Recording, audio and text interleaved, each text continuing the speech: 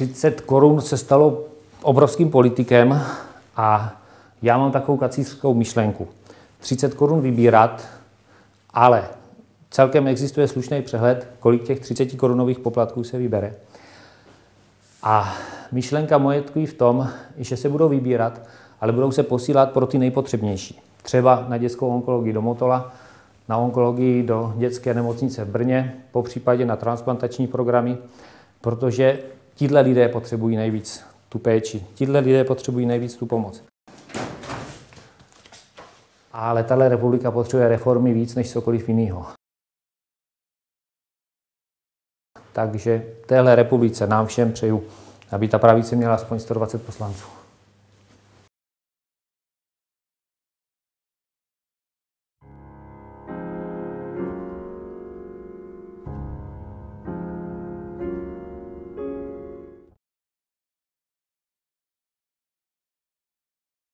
Já jsem si celý život pomáhal, a nejenom já, ale všichni muzikanti a zpěváci, kteří se toulali po světě nebo jenom po naší republice, tak věděli, že musí sami sobě být lékařem, automechanikem, kamarádem, přítelem, prostě veškeré funkce, i třeba krejčím, aby si uměl přišít knoflík nebo uvařit polívku jako kuchař. Takže těch funkcí v každém z nás muzikantech a v hercích, kteří se courají po světě, je zakořeněno to, že se musí sami starat o sebe a nespolíhat na nic.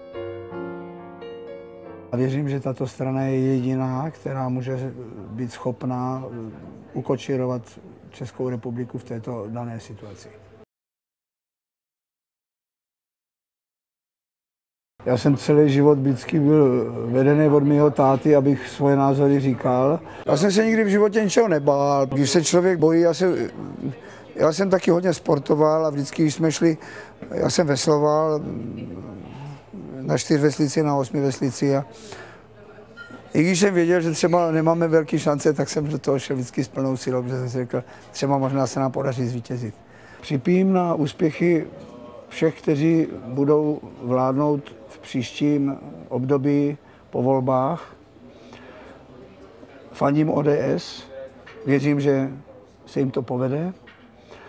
A hlavně připijím na členy ODS, aby se k nám chovali férově, aby jsme se nemuseli stydět za to, že jsme je zvolili. Tak na zdraví. To. Se nedá nic jiného říct.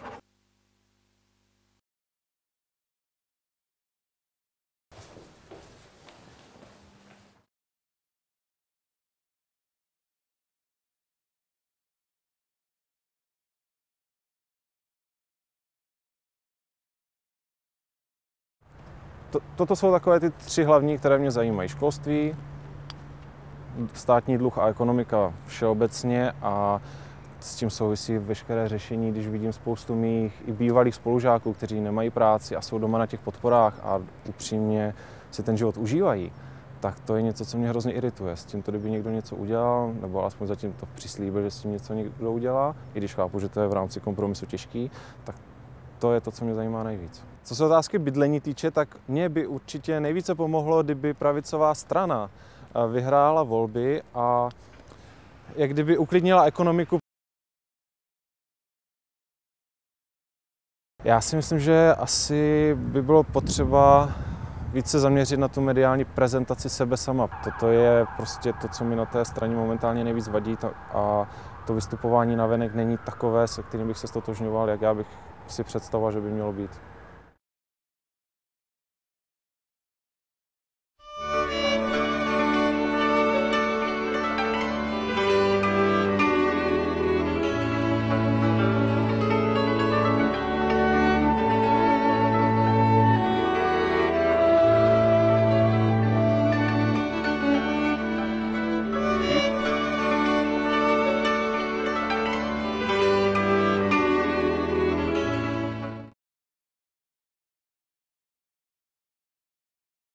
Důležité je ten program, důležité je to, co se chce udělat pro celou tu zemi. Dostaneš 13. důchod, tak budeš volit samozřejmě socdemáky. To určitě ne. Co se týče dětí a vnuků, tak chudáci, jestli budou mít takové dluhy, jako mají.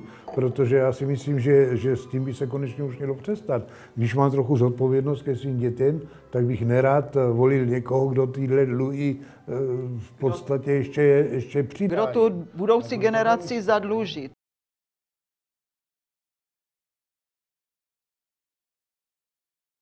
Já mám s komunistama svoje zkušenosti a proto jsem samozřejmě pro pravici a ten program té ODSky mě vyhovoval, dá se říct, nejlíp. S tím se dá jenom souhlasit a je to, si myslím, rozumné. No, já si myslím stručně, ať to dobře dopadne v tom květnu, ať to vyhrajeme.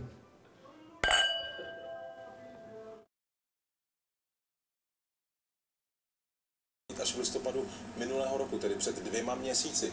Proč jste? Není to pravda, protože před 2 měsíci nebyl znovu zvolen po návrhu, který podal Ústecký region. Já si myslím, že kdyby ODS dostala ten prostor a ne koaliční možnosti, tak by konečně mohlo dojít k tomu, že ty svoje cíle a vize zrealizuje. A myslím si, že teprve potom by se tady začalo něco pozitivního dít. Já jsem takový volič ODS, že já ji budu volit, ať bude mít pozitivní preference nebo negativní, protože tomu prostě věřím. Já nejsem ten politik, který by se chtěl prezentovat a já nejsem vlastně politik. Já jsem jenom takový ten místní, řekla bych, nadšenec, který ho to zajímá, který to má rád.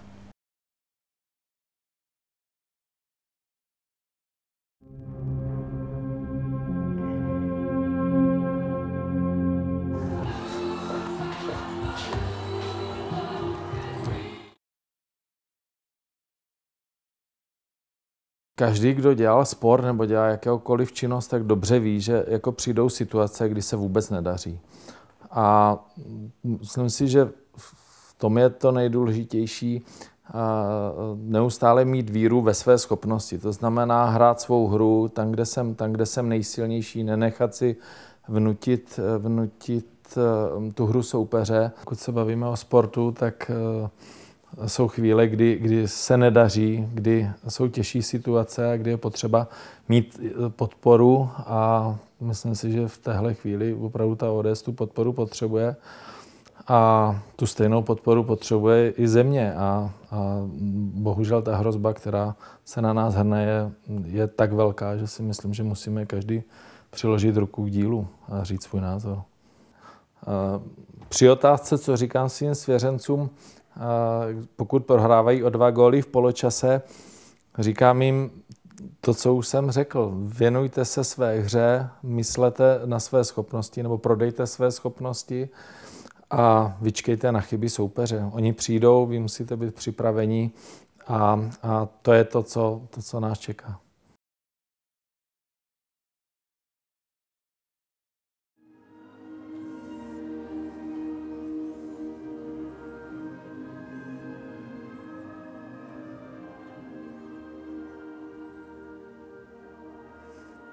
Přeji ODS, téhle zemi i nám všem, ať to dopadne po květnových volbách stejně dobře, jako na tomhle mistrovství světa. Na zdraví.